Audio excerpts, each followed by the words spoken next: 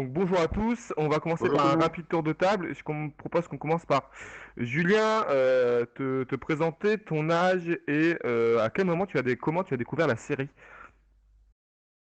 Ok, donc moi c'est Julien, je suis le fondateur du site MDCU Comics, donc qui parle de comics avec Jeff en face là-bas. Moi j'ai 33 ans, ce qui fait que j'ai quand même bien grandi dans les années 90. Donc je suis fan de beaucoup de séries qui ont marqué cette décennie-là. Et alors Buffy, j'ai découvert forcément dans la trilogie du samedi sur M6, mais un peu en dilettante, un peu un épisode par-ci par-là. J'ai vraiment plongé dans la série follement 10 ans après Ah quasiment. non, ils annoncent les conférences qu'il y a en même temps, dans d'autres salles. Pardon. Pardon? Non, oui. Non, mais il n'y a, Non, y a pas de problème. non, oui, on a vu Lève les la main annonces, mais plutôt, s'il te plaît. oui, Ah d'accord, ça parlait très bien, du c'est coup pas ça très grave. apparaît. Oui. Faut dire que j'ai vraiment découvert et apprécié la série à sa juste valeur un peu plus tard que les années 90. Ok. Et tu l'as découvert seul ou en famille? Seul, ouais, seul. Seul. Ok. Top. Romain, qui nous vient de Seriously, c'est bien ça? Bonjour, oui, c'est ça, du site Seriously, donc je suis journaliste série, spécialisé série. J'ai 32 ans et j'ai découvert, pareil, la trilogie enfin le Buffy dans la trilogie du samedi. Pareil, c'est la même chose, quelques épisodes par-ci par-là. Ensuite, j'ai redécouvert quand c'était diffusé en fin de journée sur M6, où j'avais vu quand même beaucoup plus d'épisodes. Et quelques années après en DVD, où là, je m'étais fait la série vraiment plusieurs fois parce que j'ai vraiment redécouvert la série en VO déjà, parce que s'il y a une grosse différence entre la VF et la VO et j'ai adoré et c'est devenu, largement une de mes séries préférées. Je crois qu'il y a Sylvie qui est de retour, c'était pas pour t'interrompre. Est-ce que Sylvie, tu arrives à parler? Sylvie, est-ce que tu m'entends? Il fallait chanter une tragédie. Alors, est-ce que quelqu'un Salut, entend? est-ce que vous m'entendez? Oui, oui, Oui, Oui. on oui. t'entend, Oui. super. Ah, Ah, je suis désolé, on peut pas applaudir étant assis, mais le cœur est... Bah si, tu peux applaudir dans ton micro comme ça. C'est très gênant pour tout le monde et ça casse les oreilles. Est-ce qu'on a encore un siège pour toi? Il me semble, oui. Oui, oui. Bah, encore du deux coup, je pense même. que ça allait être à toi de te présenter, Sylvie. J'essaye de parler. Si tu peux te J'entends rien présenter. là, c'est normal? Nous, on t'entend. Alors, on va l'écrire dans le chat. C'est le retour qu'elle a pu maintenant. Ah. Bonne. Est-ce que vous m'entendez? Vous avez l'air. Oui, on est- Oui, on t'entend normalement. Oui, on peut faire ça peut-être. en fait, elle est plaisée Ah, dans l'épisode Hush depuis le début. Pas mal. Et toi, tu nous entends ou pas, Sylvie? C'est ça ouais. l'important. Parce que Par contre, j'entends pas. Ouais. est-ce que tu entends. Alors, est-ce qu'elle Commencer par la entend question les. toute bête, est-ce qu'elle a mis le micro déjà? Parce qu'elle a actionné le micro. Oui, est-ce qu'elle entend d'autres choses aussi de la salle, de son ordinateur ou pas?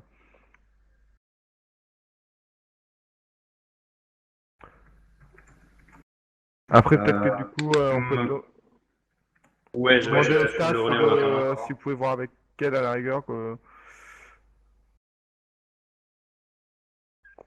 fasse pas trop le Ah, SAV bah, en peut-être direct. qu'elle a baissé le son au Alors, max Ouais, des peut-être voix. ça. j'entends quand Oui, je c'est marche. peut-être tout con, hein.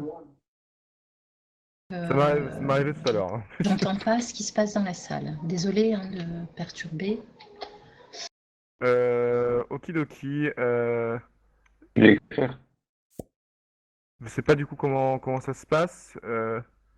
Si quelqu'un peut c'est pas pour faire ma princesse, hein, mais quelqu'un du staff peut la prendre en privé et essayer de voir avec elle son ordinateur. Si tu penses si vous pensez que c'est Ok, possible. je vais essayer de voir avec quelqu'un, parce que moi je suis pas pro des micros, mais je vais essayer de voir ça Ouais, avec quelqu'un. ok, J'arrive. Je vais voir sur top. la Discord. Je dis on cherche Ça de l'aide. roule. À toute. De quoi, Ah pardon? ouais. Je dis à Sylvie sur le chat qu'on cherche de l'aide. Le staff Ah, arrive. d'accord, ok. Sinon, j'allais le faire. Ah, si t'es. Sinon, on le fait tous les deux. Alors, bon, on va continuer malheureusement du coup en attendant. Sylvie va nous rejoindre très prochainement, j'en doute pas. Par Jeff, aussi du site du coup de comics MDC. MDCU. Voilà, c'est ça, cofondateur en fait avec Julien du site MDCU Comics. En fait, sans surprise des comics et de l'actualité qui va avec. Immense fan de Buffy également.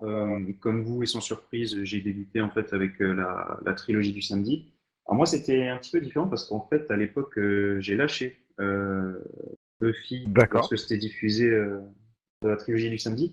Avec l'épisode en fait où Dawn a débarqué, j'ai trouvé que c'était complètement n'importe quoi et j'ai pas poussé en fait pour avoir les explications. J'ai arrêté du jour au lendemain du coup. C'est Ok. que quelques années après que je me suis dit, bon, ils vont peut-être craquer un épisode, genre peut-être j'ai continué, et que je me suis refait tous les DVD, et du coup, je les ai dévorés. Quoi. Et j'ai l'impression qu'il y a beaucoup de ça pour les gens qui découvrent Buffy, c'est un peu en deux phases. C'est la phase un peu presque juvénile où ah c'est la trilogie du samedi soir et après on regarde en vrai on fait ah oui quand même ça. Yes, Sylvie nous entend. Sylvie, yes, et là tu entends Ah, les c'est bon? applaudissements. Oui, je vous entends. Merci de cet parfait. enthousiasme. Et vous m'entendez? Oui, Oui. très bien, oui. Très Top. bien. Et je m'entends.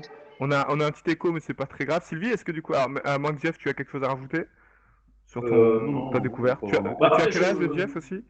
31 ans. Et concernant la trilogie du samedi, oui, il y a plusieurs raisons à ça. Bon, déjà, c'est plus difficile de suivre une série télé à la télé plutôt que par DVD. Et puis, évidemment, il y a le côté âge aussi. Lorsqu'on est plus jeune, on a peut-être autre chose à faire que de rester devant la télé le samedi. Alors non, pour commencer. Je dis peut-être.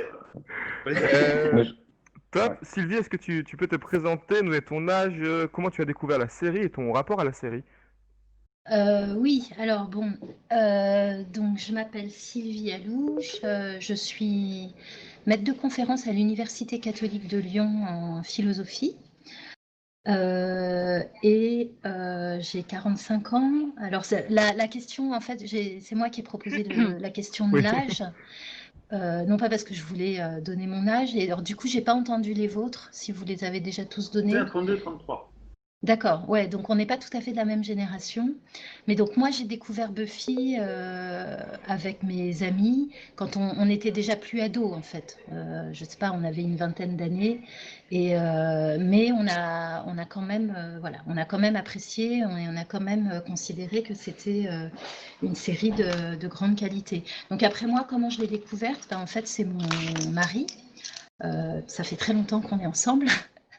Et qui a tout de suite identifié, il aimait bien les histoires de vampires, donc quand il a vu, je sais pas, peut-être la publicité ou un premier épisode, il a tout de suite accroché, il en a fait la pub autour de lui.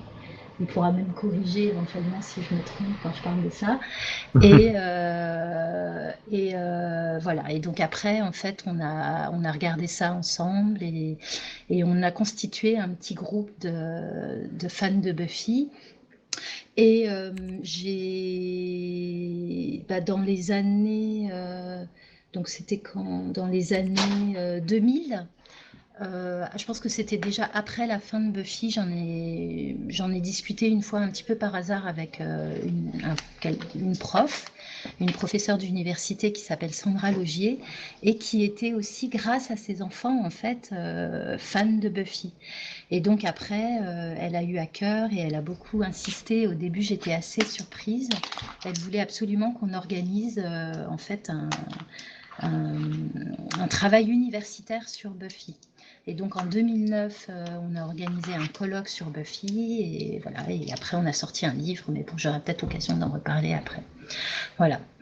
Donc ça a été à la fois une activité amicale et aussi, disons, de professionnelle comme chercheuse de voilà, la série Buffy. Ce qui arrive souvent, j'ai l'impression, enfin souvent en tout cas, ça a été fréquent dans la fac que Buffy devienne un sujet de recherche universitaire et que des fans, du coup, rendent ça, étudient ça de manière académique. C'est pas anodin. Alors, sûrement, vous étiez un peu les pionnières, surtout en France, mais il y a ce qu'on appelle les Buffy Studies qui sont très très répandus aux États-Unis notamment.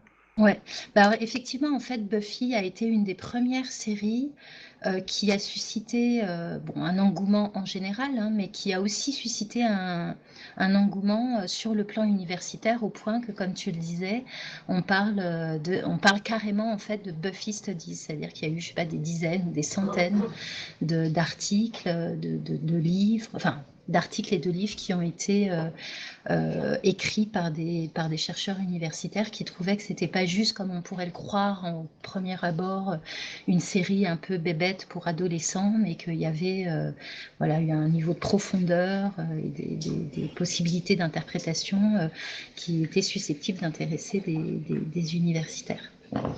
C'était le problème Très avec bien. la GF, ce manque de profondeur, parce qu'il cassait un peu les dialogues de Joss Whedon dans l'ensemble de la série, quoi. C'est ça qui a fait passer Buffy en France, en tout cas, pour une série un peu niaise, un peu d'ado. Ah, sans, ça, c'est le doublage, si je peux me permettre. Ouais, Hein. Le doublage français est une horreur. C'est pas...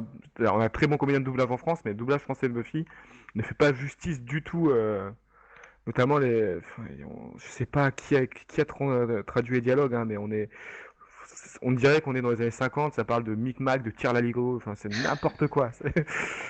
ouais. Non, bah, Euh, ouais. Oui, je t'en prie. Non, non, Après, mais il y a deux points à voir quand même, hein. Il y a la traduction d'un côté et le doublage de l'autre. L'un n'a rien à voir avec l'autre. Oui, bien sûr, mais oui, bon, oui, bien sûr.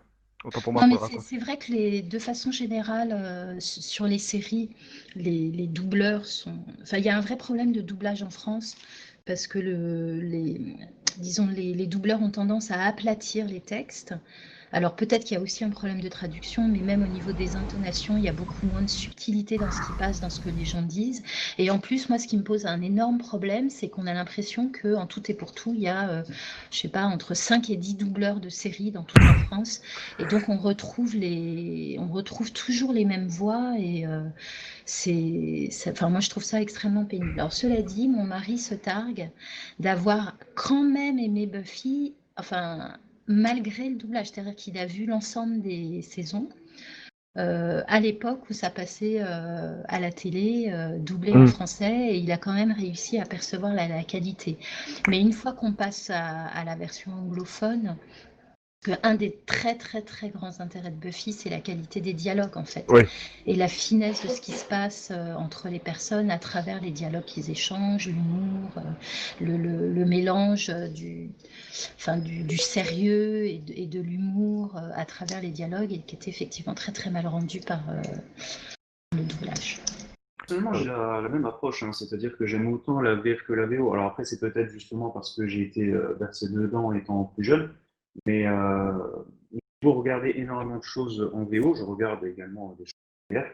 Et pour pouvoir comparer du coup plusieurs doublages VF, bah, il est pas si dégueu que ça, celui de Buffy, hein, clairement pas. Alors, je n'ai pas dit que oui. que ça valait la VO. Je parlais si on comparait avec les autres séries en France.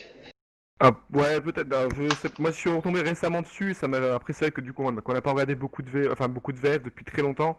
On retombe sur la VF, ça a tendance à nous mettre une belle claque. Oui, Je ça trouve me que surprend pas non c'est plus, un peu bien comme sûr. le doublage de Friends. Ils sont quand même. Il y a ce truc, on perd 70% des dialogues, je pense. Sans 3 mois avancés, on perd vraiment toute l'écriture. Après, je suis assez nostalgique du doublage. J'adore le doublage de Claire Guyot. Les voix sont emblématiques. Si je les entends à l'autre bout de la rue, un voisin regarde Buffy en VF, je vais reconnaître et je vais être content. Mais c'est l'aspect nostalgique, je pense. Si je peux me permettre de me présenter, parce que j'ai pas eu l'occasion encore. Donc moi, Ronan Boivino, j'ai 25 ans, ce qui fait que je suis le plus jeune. C'est-à-dire que quand Buffy est sorti en France, j'avais 2 ans. Euh, donc Et alors, tu avais aimé à l'époque? ouais, surtout le sous-texte, hein, à ce moment-là. Moi, j'étais très. Non, il y avait des vampires, j'avais peur. Mais j'ai découvert Buffy, c'était un peu un totem familial. C'était vraiment ce qui a un peu lié mes sœurs, mon frère et moi. Et du coup, voilà, avec le temps, je suis passé à la fois de fan à regarder justement tout en VF, puis en entrant dans les études de cinéma à découvrir un peu plus l'aspect universitaire, et redécouvrir la série en VO, et après en parler sur scène dans des animations et dans des conférences. Voilà mon rapport en tout cas à la série. Et juste parce que comme j'étais pas là au début, hein, désolée, on a eu 2-3 problèmes techniques, sans redire le détail, mais les autres, vous pouvez me résumer comment vous êtes entré en contact avec la série? Oui, bah moi, Romain, bonjour Sylvie. Pardon. J'ai découvert avec la trilogie du samedi, et ensuite quand ça passait en fin de journée sur M6, et j'ai vraiment découvert véritablement la série en DVD plus tard. Quelques années plus tard, pas 10 ans, mais 2, 3 ans, 4 ans plus tard. Et t'étais ado donc à l'époque? C'est ça, oui, j'ai Les 32 ans, trentenaires? j'étais... ouais, ouais, ouais. Ouais, d'accord. Et donc, il reste plus que Julien. Ouais, on a tous le même profil concernant à tous débuté avec, enfin, tous ceux sur la scène et moi, mis à part toi, on a commencé étant plus jeune avec la trilogie du samedi, un peu plus en dilettante, et après on a attaqué de manière sérieuse avec les DVD. Alors, pourquoi tu dis on? Ouais, parce que Julien a à peu près le même parcours que moi, du coup je me suis permis de parler également pour lui. Ouais, On se connaît d'accord, ok. beaucoup, donc en fait, il peut se permettre de parler pour moi. Alors, Mais moi, oui, effectivement, vas-y. ouais, juste pour là, donc moi j'ai 33 ans, effectivement, j'ai aussi regardé un peu en dilettante à l'époque d'M6, mais je pense que j'ai vraiment plongé dans la série au moment où j'avais déjà un peu plus de connaissances en termes de série, en fait, où je me suis dit, Buffy, c'est quand même un monument, il faut que je le voie, et c'est vraiment là que je me suis plongé dedans et que j'ai fait, ouais, c'est un monument, clairement. Et d'accord. clairement, 10 ans après, 10-15 ans après la sortie, quoi. Ouais, 10 ans. Alors, moi, je vois une question sur le monument. Justement, à quel moment chacun vous vous êtes rendu compte que c'était un monument? Est-ce que c'est venu de vous-même ou est-ce que c'est des articles en Sylvie, toi, du coup, c'est ta collègue, il me semble, ou ta directrice de thèse qui t'a enfin, confirmé que oui, c'était vraiment important? Mhm. Bah, moi, si tu veux, on a un groupe en fait d'amis avec qui on regarde des séries bah, depuis 20 ans maintenant, une fois par semaine ensemble, plusieurs séries. Et donc, assez tôt, en fait, le groupe s'est principalement constitué autour de Buffy et ensuite de 24 heures chrono, dont on parlera pas. D'accord. Mais voilà, ils étaient. Enfin voilà, on était super fans et on estimait, parce qu'on connaissait les séries d'avant aussi, parce qu'il y a une importance historique, que, enfin il y a un rôle historique de Buffy, que Buffy apportait vraiment quelque chose de nouveau Mm. sur ce que peut être une série, voilà, sur le plan artistique et philosophique. Donc nous, on s'en est rendu compte tout de suite. Et voilà. Mais c'est vrai que le passage que c'était suffisamment important pour faire un objet universitaire, j'y aurais pas pensé toute seule. Et c'est effectivement Sandra Logier qui avait enfin, qui est à la base plutôt une philosophe spécialiste de philosophie américaine et qui avait une bonne connaissance de ce qui se faisait dans le monde anglophone, où Buffy était déjà effectivement une série pas mal travaillée. Et vous, alors, on va commencer par Jeff. À quel moment tu t'es rendu compte que c'était pas juste n'importe quelle série, que ça devenait un monument? Bah, en fait, moi, c'était pareil, en fait. C'était une fois que j'ai commencé les DVD, moi, j'ai pu les regarder assez vite, une fois qu'ils sont sortis. Pas quelque chose que j'ai regardé vraiment 10 ans après la fin de Buffy, hein. Ça a été quand même assez vite. Et je m'en suis rendu compte bah, tout simplement par rapport aux autres séries que je regardais, et je me rendais compte bah, qu'il n'y avait pas photo, en fait, qu'il y avait un fossé monumental, et je dirais même que dans un sens, la série Buffy et deux, trois autres éléments, comme le dessin animé Batman de 92, ont été ces petites claques geeks, ces petites claques télévisuelles qui m'ont fait m'intéresser à l'envers du décor et m'ont fait attaquer des séries plus anciennes, mais dont la réputation n'est plus à faire, tout ce qui est Soprano, The Wire, Oz, tout ça. Top, je te comprends hein, aussi. La série Batman, c'est une belle clacasse. C'est Euh, ça, enfin, ça parle à tous les âges, c'est soit Buffy ou Batman, je veux dire, c'est la réelle force de une des réelles forces de ces œuvres, quoi. et alors du coup, Romain? Moi, j'ai véritablement compris que c'était une grande série quand j'ai vu la saison 2, en fait, et la force émotionnelle qui se dégageait déjà de la relation entre Buffy et Angel, mais aussi des épisodes comme Innocence Ah, oui. voilà, enfin, ou même les derniers. Enfin, en fait, l'évolution et les enjeux qui montait peu à peu la tension. J'ai trouvé l'écriture incroyable et l'humour mélangé au côté un peu plus sombre de la série. Et ça s'est confirmé de saison en saison. Même la 4 que j'adore. Je sais que je ne suis pas dans la majorité, mais c'est une des saisons piliers pour moi de la série. Mais vraiment, la saison 2, c'est celle qui m'a fait comprendre que c'était une grande série. Je suis assez d'accord avec toi. Oui, pareil. Julien, comme Jeff peut-être, vous allez vous connaître beaucoup. On n'a pas tout fait ensemble non plus, mais j'ai pas forcément de réponse pour toi en fait. Je crois que j'ai vraiment vu en termes de séries pour ados quand j'étais ado, en gros, beaucoup plus jeune. série un peu légère pour ados, voilà, des fantastiques un petit peu. Je pense qu'une fois que j'ai vraiment développé une certaine culture en termes de séries télé, et puis une culture pour moi aussi, hein, en termes voilà, un peu de développement personnel, je pense qu'en la revoyant, je me suis dit, bah voilà, tout ça, je me suis dit vraiment, il y a un truc derrière, c'est pas n'importe quelle série, quoi, clairement. D'accord. Et donc aujourd'hui, dans votre panthéon personnel, vous la placez, voilà, où se situe Buffy? Est-ce qu'elle fait partie, je sais pas, est-ce que c'est la meilleure série? Est-ce que c'est dans les 5 meilleures séries? Ou est-ce que, bon, depuis, parce que en fait, Buffy a fait partie de ces séries pionnières, hein, qui ont montré ce qu'on pouvait faire avec une série, mais après, voilà, on a 20 ans maintenant de séries, d'explosion, d'âge d'or des séries, donc il y en a eu plein d'autres, mais du coup, comment elle se situe pour vous? Euh, Personnellement, moi, je la mets en top 1. D'accord. Top 1, mais bien qu'il y ait des séries enfin, d'incroyable qualité, je mélange l'aspect qualitatif de la série et l'aspect émotionnel qui m'est rattaché.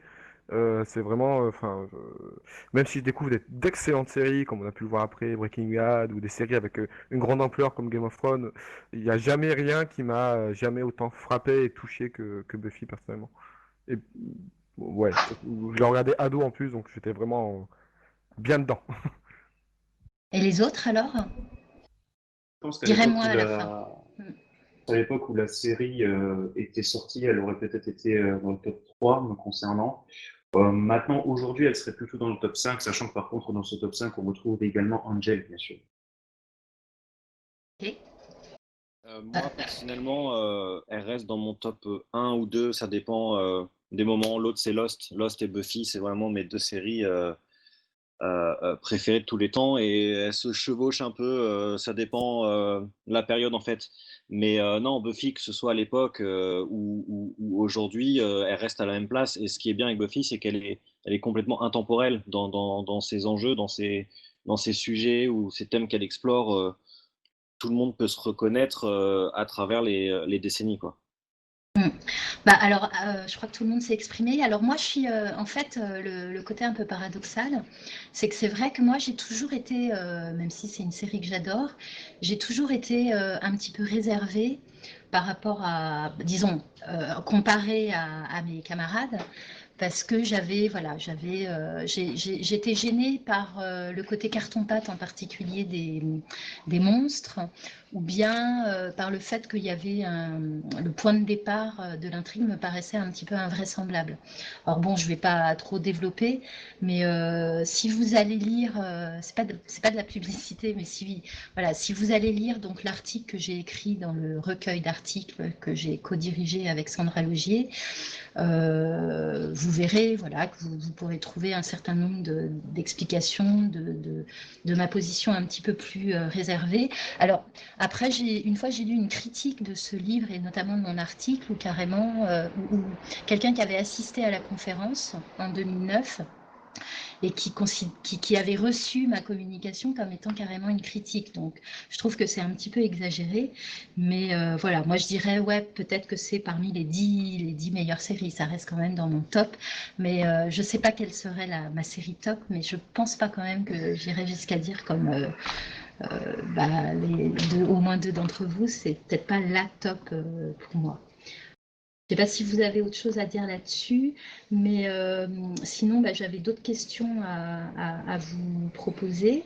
C'était de savoir quel était votre, peut-être on peut commencer avec ça, quel était votre personnage préféré dans Buffy.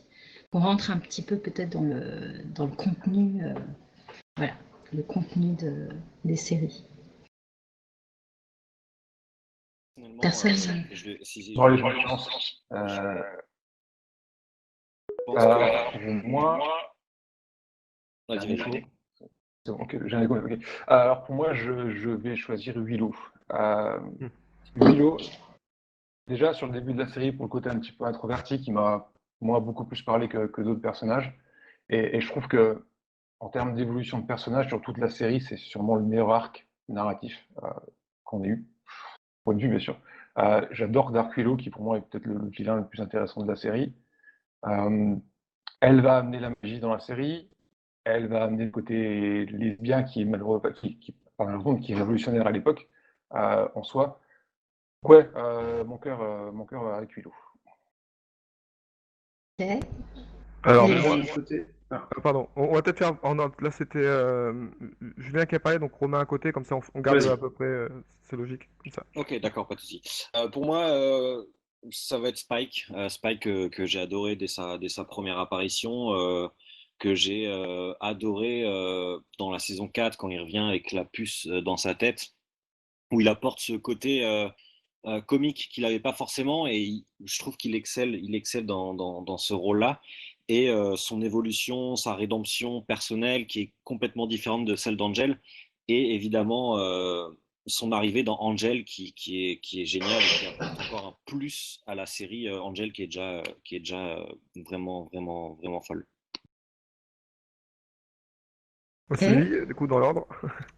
Alors, bon, je ne sais pas si c'est mon personnage préféré, mais je vais parler d'un personnage qui, en tout cas dans mon entourage, est un peu mal aimé. Alors, là, tout de suite, je ne retrouve plus son nom. Euh, c'est Pour la série.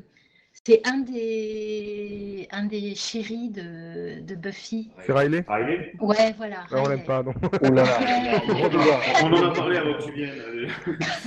Voilà, bon, moi j'aime beaucoup Riley. C'est un peu l'antithèse d'Angel. Il est gentil, il est serviable, voilà. Moi, c'est un personnage que j'aime bien et j'ai eu beaucoup de peine, voilà, qu'ils se séparent et que bon, finalement, ils ne le Alors, choisissent pas. alors moi, j'ai une remarque sur Riley. Alors, je suis pas entièrement d'accord avec toi. C'est que je trouve qu'il est un peu l'antithèse d'Angel, mais je trouve que c'est une masculinité qui est hyper toxique, Riley. Il a un gros problème d'ego masculin et c'est ça qui fait que je pouvais pas accrocher au personnage. Le mec supporte pas que Buffy soit plus forte que lui, et c'est un militaire en plus, donc bon. Ouais, c'est vrai, c'est vrai. Malheureusement, c'est un point de vue adopté par pas mal d'hommes, finalement. Oui, et du coup, ce qui fait qu'il est très réaliste, hein, ce personnage en soi. Quand il tombe face à déchéance aussi, et sa rédemption après, quand il revient, je ne sais même plus quelle saison c'est, oui, on le revoit après avec sa femme. Euh, mais pour le coup, j'ai trouvé bon, la saison 4 est compliquée pour moi, mais assez. Non, alors j'en sors un autre quand même. Euh, Il y a Giles. Giles, c'est Bien sûr. fantastique. Oui. Ça, je pense que bon, j'aurais peut-être un petit peu plus l'unanimité sur Giles, hein, qui est donc le mentor de Buffy et qui est un personnage très attachant. Jeff, à toi? J'ai parlé de Giles, justement. Mhm. C'est-à-dire qu'il y a beaucoup de personnages que j'aime beaucoup, bien évidemment. Mais concernant Buffy, je dirais quand même que c'est Giles. Déjà, par rapport à la figure père, bien sûr. Et même au-delà de ça, ce qui est génial avec ce personnage, c'est qu'il est super complexe, super travaillé, alors que dans un sens, il n'évolue pas tant que ça, en fait. C'est-à-dire que si on compare les évolutions ou d'un Spike à l'évolution d'un Giles, mais il n'y a pas photo. En fait, on apprend beaucoup de choses sur Giles, il nous surprend énormément, mais ce ne sont pas des évolutions, ce sont plus des noirceurs, des choses que l'on découvre sur lui. Mais Giles, il a toujours été comme ça, c'est juste que jusque-là, ce n'était pas forcément montré. Et je trouve que cette approche était quand même très, très, très différente. Et j'ai beaucoup aimé ça. On peut penser notamment, par exemple, à la scène où il tue l'avatar de Gloria. C'est pas Giles qui a évolué. Giles, il a toujours été capable de faire ça, je pense, dans un sens. C'est juste que jusque-là, on ne se rendait pas forcément compte, en fait. Et c'est ça que j'ai adoré avec ce personnage. En fait, parce que Giles, comparé à d'autres personnages, est déjà un personnage adulte et bien formé. C'est-à-dire qu'il a.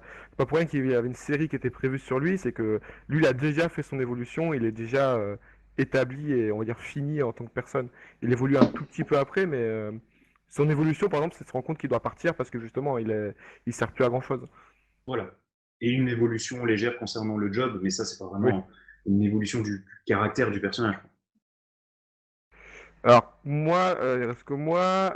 Personnage que j'aime le plus, mais on peut parler le moins, c'est Oz. Oz me fait mourir de rire et je trouve il a une sensibilité. C'est un peu le gars que j'aurais aimé être au lycée, sans le compter un peu trop poilu. Euh, après, à part ça, ils sont tous sur le même plan d'égalité. Je trouve qu'ils apportent tous. J'aime beaucoup Xander, Alex, pour son côté aussi ado en crise tout le temps. Il tombe amoureux toutes les 2 semaines.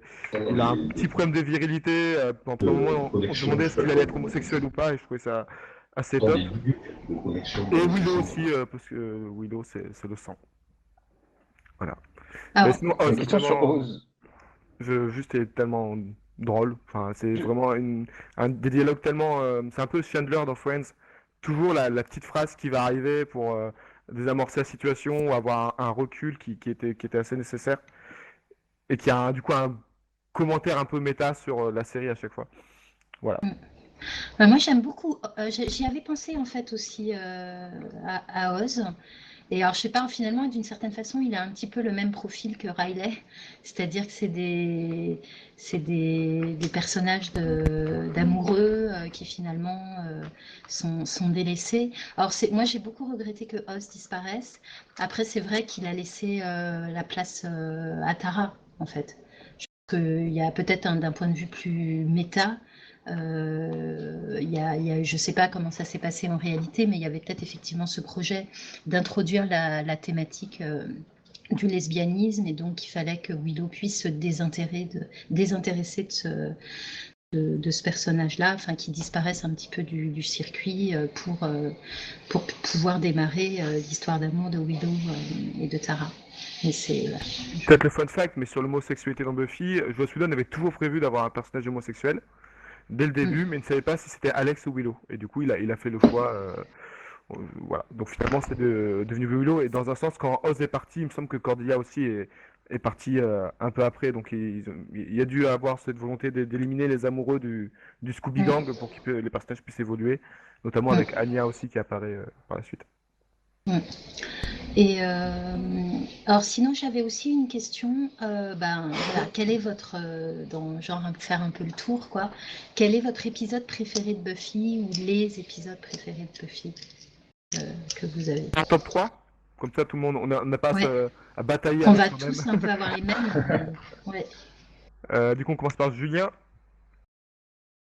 Ouais, parce que mon micro, oui, alors moi, souvent, quand on me pose la question, je réponds justement, en fait, Once More with Feeling, mais du coup, on va être un peu original, puisqu'on en parlera après en plus. Il y a un épisode que j'aime beaucoup, c'est l'épisode Spiral de la saison 5. Cet épisode-là, en fait, c'est l'épisode où le Scooby Gang fuit Gloria.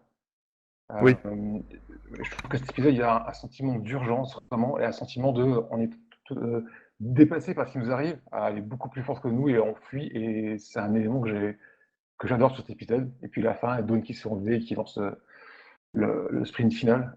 C'est un épisode que j'aime beaucoup, beaucoup. S'il faut citer un trio, euh, je mettrais Passion, de la saison 2, l'épisode où Angel tue son nom, mince. Jenny Calendar. Calendar, qui est narré par David Boreanaz de super manière, très très bien écrit. Et qui est atroce à la fin. Qui est Cette atroce, dernière ouais, séquence. c'est un très très bel épisode où il dit que pour aimer Buffy, il faut la tuer ou un truc comme ça, c'est absolument superbe. Et en troisième, peut-être Seeing Red, l'épisode où Spike est à deux doigts d'aller très loin avec Buffy, et aussi la mort de Tara à la fin. Épisode marquant aussi. Ah ouais, c'est pas ceux, enfin voilà. Ouais, c'est pas les. C'est des choix, il me semble, assez pour le coup, c'est assez originaux. original, c'est vrai, mais Mm. c'est des épisodes qui m'ont marqué en fait. Donc, Oh. Romain, Le casque pour voir si ça. petit problème de son, j'entends. Romain, on t'écoute. Ouais, ok. Mon épisode préféré, ça va être The Body, qui est je pense, assez incroyable, et même c'est très différent du reste, très humain, et c'est extrêmement marquant. Et oui, je pense que c'est mon épisode préféré, pour des raisons personnelles aussi, et pour son écriture et sa mise en scène de Joss Whedon, c'est vraiment incroyable. Dans un tout autre registre, j'adore aussi Tabula Rasa, quand ils perdent tous la mémoire à cause de Willow, et c'est l'épisode le plus drôle de la série, et l'un des épisodes de toutes séries confondues qui m'a fait le plus rire. Et mon troisième épisode, je dirais Innocence, surtout la partie 2 avec Angel qui devient véritablement Angelus, et qui est un personnage hautement plus intéressant que Angel. Ah, c'est intéressant. Je pense Dans qu'Angelis ne Buffy, en peut tout cas. pas. Dans Buffy, en tout cas, parce que Oui. après, dans Angel, c'est différent. Ok. Sylvie, 3 épisodes préférés? Juste, Innocence, il se passe quoi déjà dans celui-là? Buffy perd sa virginité et Angel perd son âme. Ah oui, d'accord, ok, ouais, ouais. Non, alors c'est marrant parce que moi je pensais que ceux que j'allais dire, ils seraient déjà cités et je ne crois pas les avoir entendus.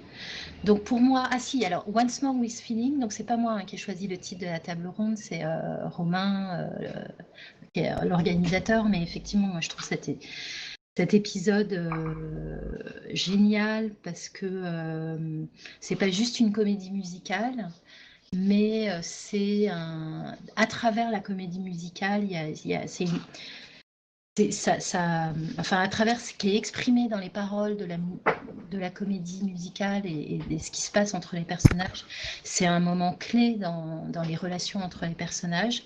Je ne sais pas si je réussirais à dire exactement pourquoi, mais il se dit des choses vraiment très très profondes en général sur la vie et sur ce qui se passe à ce moment-là entre les personnages et en gros sur le fait que donc c'est Buffy qui est revenue du monde de l'au-delà et qui en fait est profondément malheureuse et personne ne le comprend et elle arrive à le dire en le chantant en fait. Après le deuxième épisode qui pour moi c'est... Enfin, j'hésite un peu entre les deux, même si, bon, à choisir, je choisis quand même Once More with Feeling. C'est Hush, qui est un petit peu le pendant au niveau... enfin, il joue un peu le... Enfin, c'est aussi... Il est à l'opposé, puisque là, c'est non pas un épisode où il chante, mais c'est un épisode où, par un effet démoniaque, ils sont obligés d'être dans le silence. Donc, il y a le côté exercice de style qu'on retrouve dans Once More with Feeling, qui est de réussir à faire un épisode entier, ou quasiment entier, où voilà, il y a aucune parole. Ils sont obligés d'échanger autrement qu'en parlant, alors que, comme on l'a dit au début, le dialogue est tellement important dans la qualité de Buffy. Et là, ils ont quand même réussi à faire un truc génial sans parole. Et le troisième, c'est... alors, je ne me souviens plus exactement où il se situe, mais on en a un peu parlé en préparation avec Ronan. C'est celui... Alors, moi, je n'ai pas forcément une connaissance encyclopédique parce que vous avez, mais où se situent les épisodes, mais c'est l'épisode du rêve. Voilà. Le dernier de la saison 4. Donc, mon mari me dit le dernier de la saison 4, parce que lui, par contre, il se connaît pas, par cœur. Voilà, où c'est une espèce de cauchemar. Mais en fait, c'est vrai que moi, mes 3 épisodes préférés sont en fait des épisodes qui sont aussi des exercices de style, mais qui n'ont pas seulement d'intérêt à cause de l'exercice de style, mais aussi parce que il s'insère parfaitement dans l'évolution de l'histoire et des relations entre les personnages. Voilà. Jeff, on t'écoute. Moi, c'est quand même moi, j'ai pas du tout le même point de vue concernant Once More with Feeling, c'est-à-dire que c'est un épisode que j'aime bien, mais qui n'est clairement pas dans mon top 3. Quand même plus concernant les épisodes spéciaux, c'est-à-dire que vous avez un épisode musical, un épisode sans dialogue et un épisode sans musique. Des 3 là, c'est celui que m'a le moins impressionné, je dirais. Après, donc moi, concernant mes épisodes préférés, le premier, c'est La boule de Tessula, donc c'est pareil, c'est celui avec la mort de Calendar. Donc tout, en fait, la mise en scène, les dialogues, la narration de David Boreanaz, comme l'a dit Julien, qui est vraiment exceptionnel. C'est pas bon, c'est exceptionnel. Le pétage de plomb de Giles et le sauvetage de Buffy, enfin ça, ce sont des scènes mais qui sont... Rien que d'en parler, j'en ai la chair de poule. Mais sinon, je suis un peu comme Romain, hein. Moi, mon cœur balance plus au niveau de la saison 2, puis au niveau de la saison 3. Donc, je dirais que mes autres épisodes préférés sont A4 là. Et l'épisode, alors j'ai plus le titre en tête, je dois avouer, c'est l'épisode en fait où Giles est obligé de faire un test à Buffy et lui retire ses pouvoirs. Il est peut-être un peu plus classique, mais je trouve que même sans aller dans les sous-textes et des choses comme ça, même en le prenant tel quel, ça reste un très très bon épisode. Ok. Hop, alors moi, je vais être comme Romain, je vais mettre le Body en numéro 1, The Body, le Body, je fais du franglais. The Body, je pense que c'est un épisode si vous avez eu un décès dans votre famille, un épisode très cathartique. Je sais pas si tu confirmeras Romain ou pas ce que je dis. Il est incroyable, hein, vraiment, c'est une expérience à vivre. Il y a un rapport au corps qui est ouf. Le fait que d'un coup on a une personne qu'on aime et d'un coup on a un corps. La transition est très sec et très brute. Et je trouve voilà, que celui-là il est incroyable. Après, Once More With Feeling, bon ben, je suis obligé de le mettre. C'est l'épisode nous en repas de famille, si on est un peu trop bourré, c'est ce qu'on va chanter quoi. Donc c'est vraiment un totem autant en anglais qu'en français pour le coup, même si les chansons françaises sont en dollars. Et après, il y a plein d'épisodes que j'adore, hein. Hush, Tabula Rasa aussi, l'épisode où le trio là arrête pas de faire des blagues à Buffy. Ah, c'est quand ils font leur test. Ouais, c'est tellement, enfin c'est juste. Mais un épisode qui m'a marqué et j'ai sorti sur mon téléphone, c'est l'épisode 11 de la saison 2, le fiancé, avec le beau-père de Buffy, Ouais. qui apparaît, Ted, Ah oui. qui est une ordure incroyable. Parce que justement, il y a ce côté. Moi, je les ai vus ados juste après les divorces, et d'un coup, tu antagonises toutes les personnes adultes qui vont entrer dans la vie de tes parents. Alors là, pour le coup, elle avait raison, mais c'est un bon exemple de, je sais pas, de sorte de parentalité toxique et de vieux patriarcat un peu, un peu fumeux. Et je trouve qu'il est très frustrant cet épisode. On ressent beaucoup, même quand on est ado vis-à-vis de ses profs et tout, on ressent beaucoup ce pouvoir stupide que peut avoir un dominant sur l'autre. Et c'est un épisode, je trouve, qui est très bien écrit pour le coup. Le sentiment d'impuissance de Buffy dans son cercle familial, et je trouve que c'est très très prenant. Dire aussi que l'acteur en question qui joue le fiancé, j'ai plus le nom en tête, mais je sais qu'il est décédé. Oui, il y a pas longtemps, oui. Il est tout simplement exceptionnel. Oui.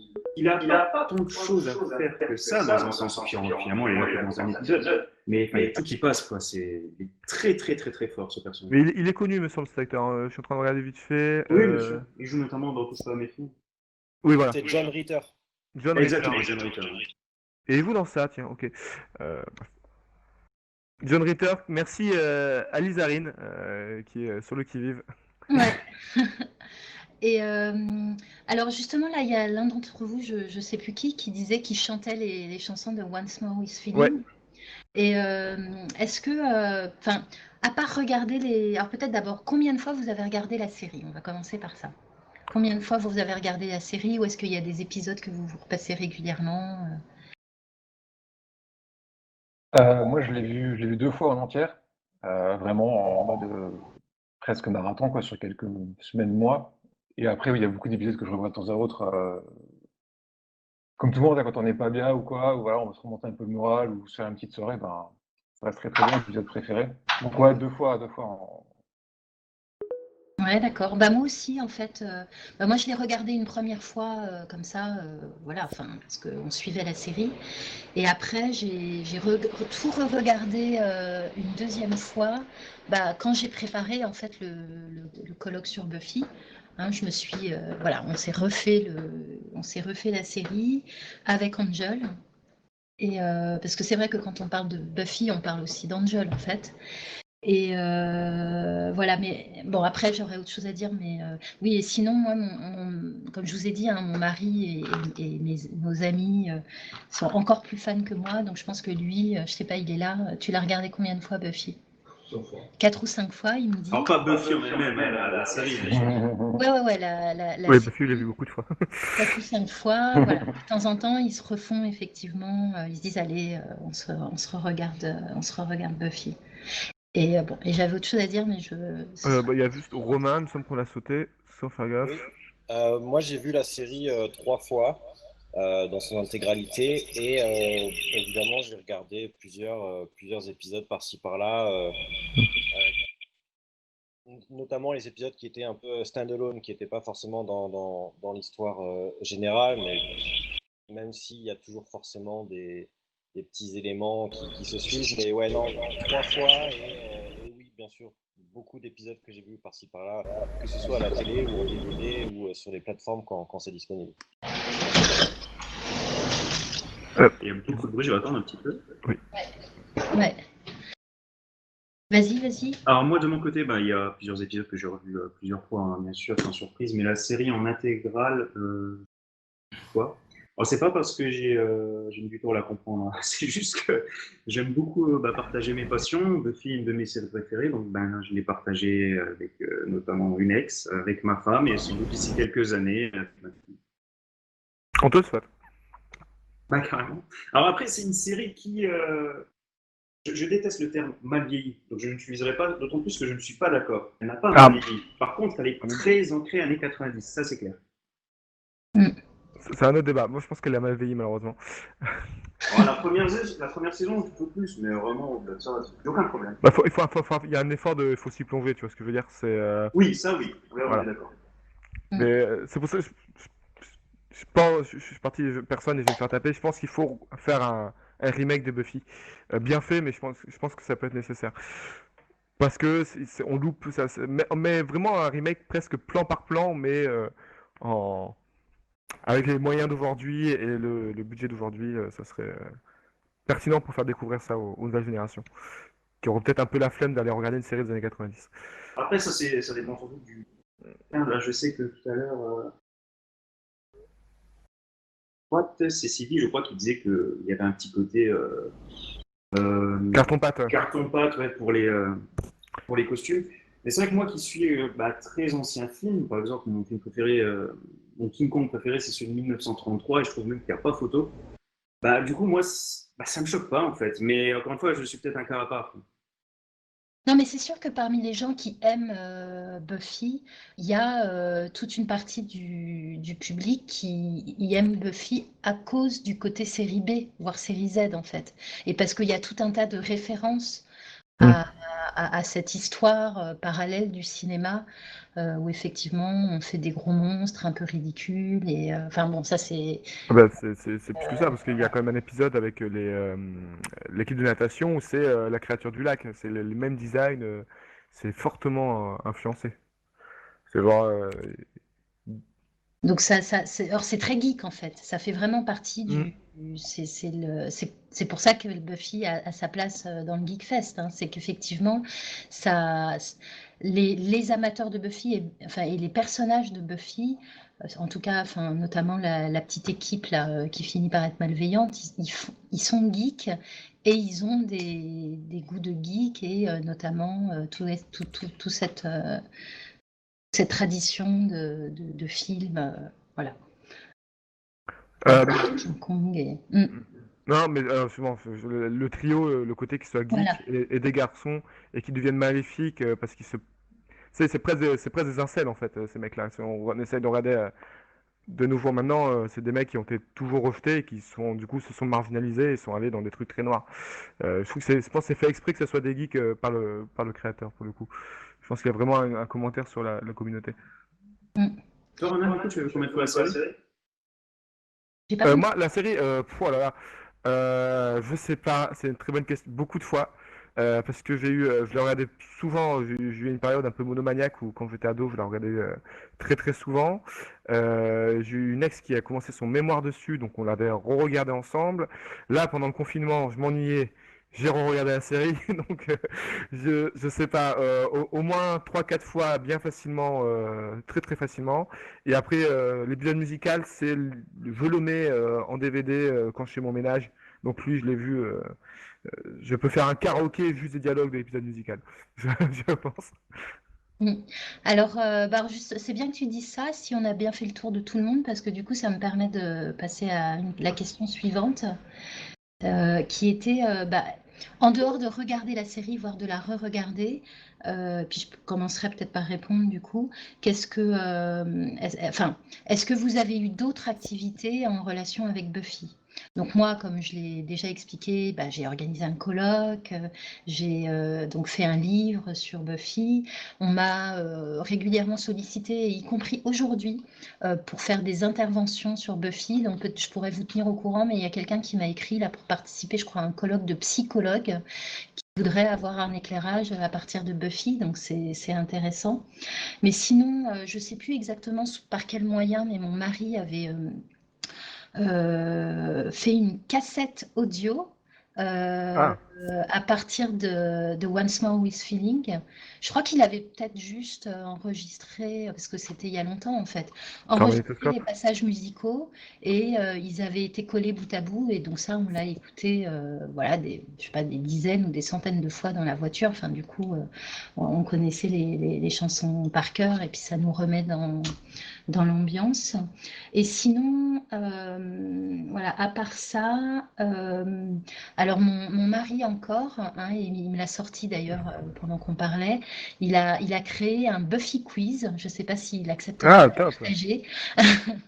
Voilà, et donc c'est un fichier assez long et ils se le font de temps en temps. C'est-à-dire qu'il y a eu le moment de la création et ensuite il y a voilà, de jouer au quiz Buffy pour savoir à quel point on est super calé sur ce qui se passe. Voilà, donc vous, de votre côté, est-ce que vous avez eu des activités de ce genre-là? Alors, je sais plus, c'était Ronan, je crois, qui disait que lui, il fait le ménage avec Once More with Feeling.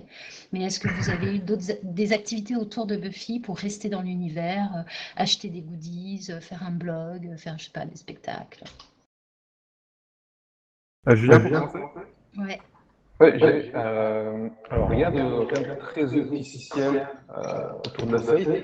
Par contre, vu que la suite a été écrite en comics, on en parlera pas aujourd'hui, je pense, mais quelques saisons en comics, et que nous, on a un site de comics avec Jeff, forcément, on a été amené à en parler, à critiquer, à même à faire des vidéos dessus. Donc il y a eu tout cet aspect-là d'un peu de médium, mais enfin, un médium différent sur Buffy, du coup, et de la suite officielle de la série.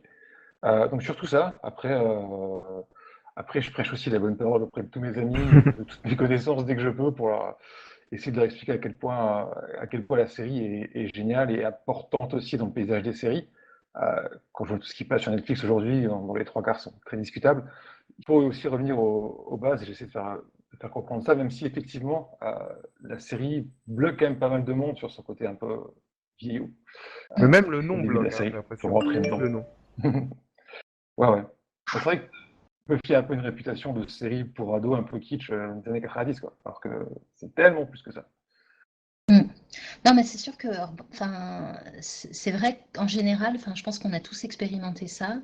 Les gens, voilà, enfin, les amis peuvent au début, en tout cas, avoir du mal à rentrer dans la série, notamment à cause de la première saison qui est plus, voilà, bon, qui est plus sous la forme une histoire par épisode, très centrée sur des problématiques adolescentes, moins profondes. Bon, cela dit, j'ai aussi des amis qui adorent la première saison précisément pour ça. Mais je pense que c'est un test d'amitié, ça. Pour voir si ton ami te fait vraiment confiance, tu lui dis, bon, regarde Buffy contre les vampires. S'il y va sans aucun souci, tu peux dire, ok, bon, tu seras mon témoin de mariage, c'est bon. Non, mais c'est vrai, ça peut être un critère de choix d'amis. Est-ce qu'ils comprennent Buffy ou pas? Sinon, ouais, Ronan, toi, tu fais des trucs autour de Buffy, je crois. Oui, bah, on va juste, comme pour respecter l'ordre et pas piquer la Ah, parole à Romain, vu qu'on arrive à la fin de notre temps, je vais le laisser parler. Oui, bah moi, via mon métier, j'écris des articles forcément sur Buffy. Je fais aussi des quiz d'ailleurs sur Buffy, sur le site sur lequel je travaille. Mais j'ai fait aussi des interviews. J'ai interviewé plusieurs fois James Marsters, Nicholas Brandon, Charisma Carpenter, Anthony Head aussi. Et voilà, j'ai pas encore écrit de livre. C'est peut-être un rêve que j'ai envie de réaliser plus tard. J'ai pas fait de conférence, sauf celle-là évidemment aujourd'hui. Mais sinon, j'ai quelques objets de collection. Quelques Funko Pop, j'ai des DVD, j'ai un gros livre sur la mythologie de Buffy. Donc voilà, ça tourne autour de ça. ok. Jeff? Ouais, alors moi ça va aller vite, hein, finalement, puisque bah, comme vous savez, j'ai un peu le même profil que Julien. Donc bah, moi j'ai les Funko Pop. Un gros saut concerne bah, les comics, donc les suites officielles, mais également disons complémentaires, c'est-à-dire que ce ne sont pas des suites, mais plus ou moins des anciennes histoires qui se passaient en parallèle de la série télé. J'ai aussi bah, le coffret Angel, bien sûr, tout simplement parce que Wesley est le meilleur personnage du monde. Et puis bah, les comics Angel aussi. Donc beaucoup de BD, pour ceux qui ne connaissent pas, nous ne pouvons que vous les conseiller. Oui, notamment en 2019, il y a eu un reboot Là, on parlait dans le commentaire de la reboot en série, mais il y a eu un reboot de Buffy qui se déroule du coup à notre époque, dans les années 2010, avec Buffy qui retourne au lycée. Et donc ça reprend à zéro et c'est assez intéressant parce que du coup il y a des problématiques, notamment la problématique LGBT de Willow est adressée différemment parce que pour le coup elle est directement out et il n'y a pas de souci avec ça, il y a pas d'homophobie comme elle aurait pu en subir avec Tara. Oui, c'est du coup, tu viens de me faire penser d'un point de vue un peu plus créatif, du coup, j'ai fait beaucoup de critiques des différentes BD et également un gros dossier justement qui faisait le point sur l'univers de Buffy pour ceux qui voulaient commencer ce comics qui est sorti en 2019. Comment attaquer donc ce comics de 2019 sans avoir à tout recommencer à zéro pour ceux qui, pour une raison ou pour une autre, ne voudraient pas. Mais il y a une courte histoire en comics là, qui vient de sortir au mois de juin où on apprend que Buffy est sortie avec Cordelia. No way. Ouais, C'est pas un film amateur, ça Non, Ouais, non, je l'ai vu sur c'est- internet aussi celui-là, mais c'est pas. Ouais. Dans le non, contexte non, du jeu, c'est en fait. vraiment un comics qui est sorti récemment là, qui a été écrit par pas du tout par Joss Whedon, mais par trois scénaristes. Je sais plus exactement les noms, mais ouais, il y a trois courtes histoires en fait, et dans l'une d'elles, Ça va on présenter apprend une bonne chose. que Buffy est sortie avec Cordelia. Parce qu'on sait dans les autres comics après qu'elle est bisexuelle, effectivement.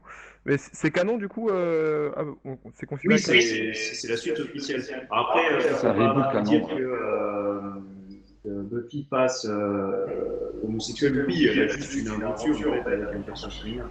C'est intéressant parce que c'est son alter ego un peu Cordelia, c'est la jeune femme qu'elle aurait voulu être si elle n'a pas eu les pouvoirs de la tueuse, donc c'est...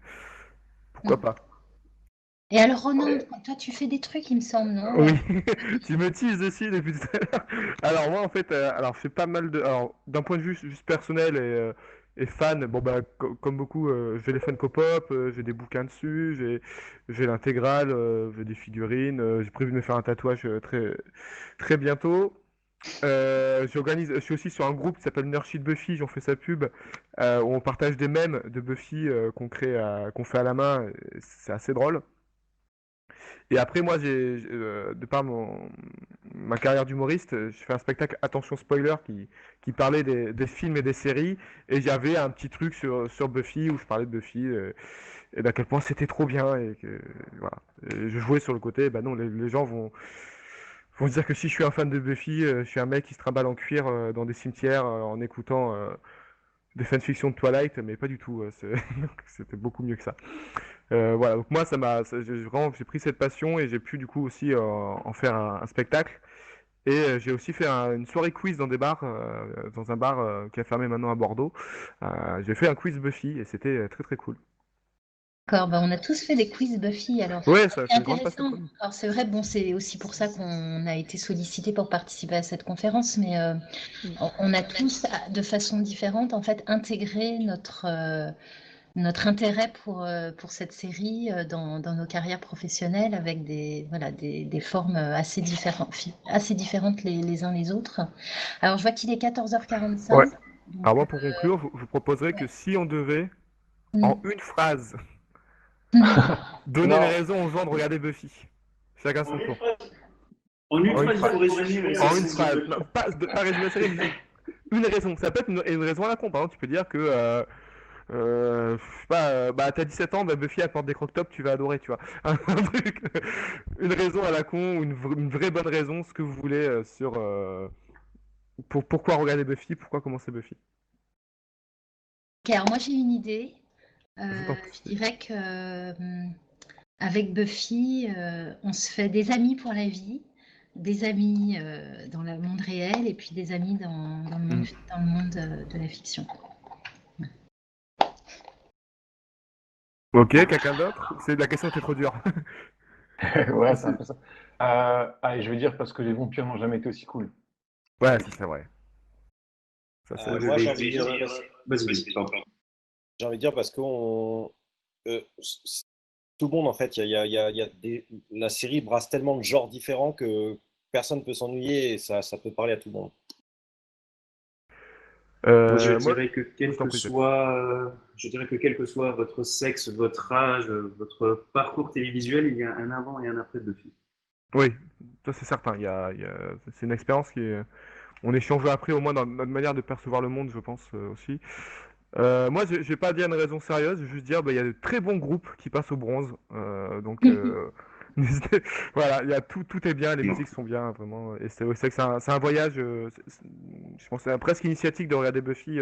Surtout si vous êtes jeune encore, profitez-en parce que je trouve que c'est une bonne formation aux événements de la vie. Ouais, c'est vrai. Je pense que nous, il est 47, donc avant de se faire kicker comme de vulgaires bots, Oui. on va. Surtout qu'après, c'est nous, donc. C'est vous? Ah, pardon. Ouais, j'enchaîne juste après, donc oui. Ok, top. Ben, on va vous laisser la place. Merci à tous, mais merci à toi Sylvie. Donc tu as un ouvrage qu'on peut retrouver qui est sur Buffy, que tu as supervisé, qui s'appelle.